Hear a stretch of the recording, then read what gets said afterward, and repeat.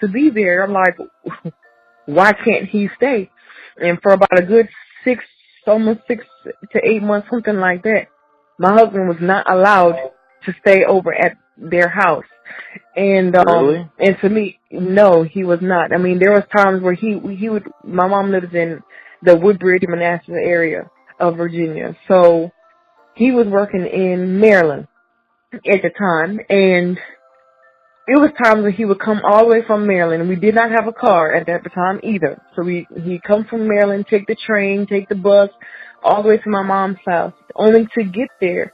He's like, hey, I haven't seen y'all in like 2 weeks, shoot, maybe this may be a way for me to see you.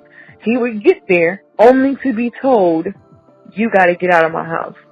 So, I mean, it was just a lot of mental emotion that I fight with on a day-to-day basis. You know how sometimes you're around somebody and you can just kind of feel like you're not wanted, or or you're just, they don't want to be around you for whatever reason. You can be the most positive person, upbeat person, you got all your ducks in a row, got your life is going good, and it's just for some reason this one person just does not want to be around you.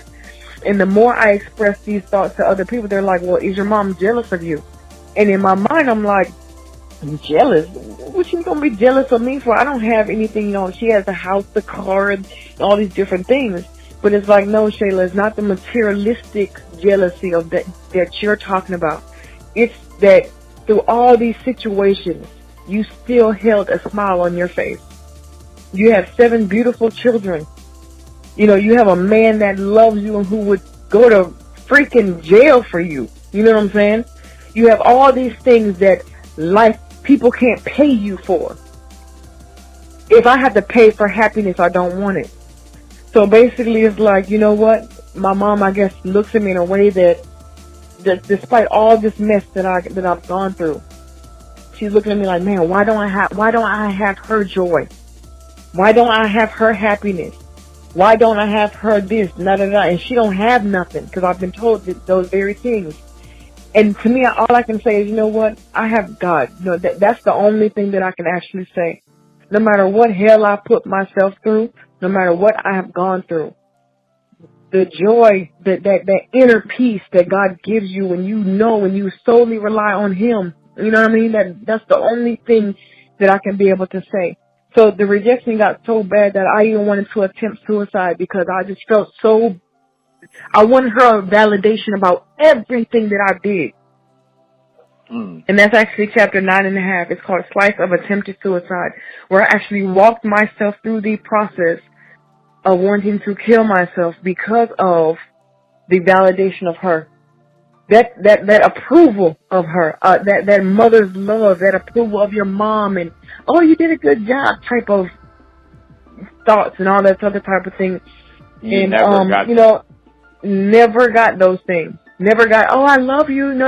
Those thoughts that we get as children that we want to hear. So people take those words for granted. People take your parents for granted. And no matter how many times I tried to run in after and want to spend time, I was just never received, because I looked like my dad. And because of whatever hurt that she went through with him, it's all being put on me. And I can read through between the lines. I'm not no dummy. I can read between the lines. I know, if somebody's feeling me or not.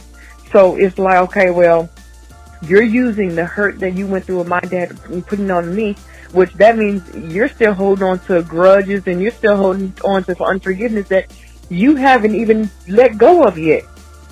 You haven't even faced the issues yet. So, that's why I said mental. That's the third time this past week somebody has talked about a jealous parent. Well, the other question was, somebody asked me, like, is it possible for my parents to be hating on me? Absolutely. And I was like, wait, it threw me completely off. But the way you just articulated, talking about your experience, it makes, that's very interesting. It's a question that many of us should be asking ourselves. Yep. And that's really tough. Yep.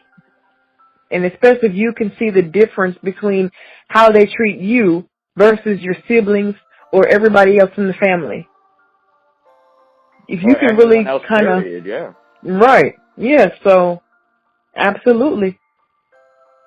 And I have to be very careful because, they say, the apple don't fall far from the tree. Well, I had to be the one to break that because I was like, I will be daggone if I ever acted like my mother. There's a couple times I had to catch myself. I've been called names and different things in my life, so it was like, sometimes if I got upset with my children, I was like, I can almost feel and hear the words in my mind about what I want to say to them, and it's like, oh my gosh, I sound just like her. So I had to kind of retrain my mind to not be that person. And it's a fine line of not wanting to be like someone because sometimes if you don't want to be like someone so much, you actually become them, right? Exactly, yep. Yeah, that's... Absolutely. Dental problems don't get better the longer you wait.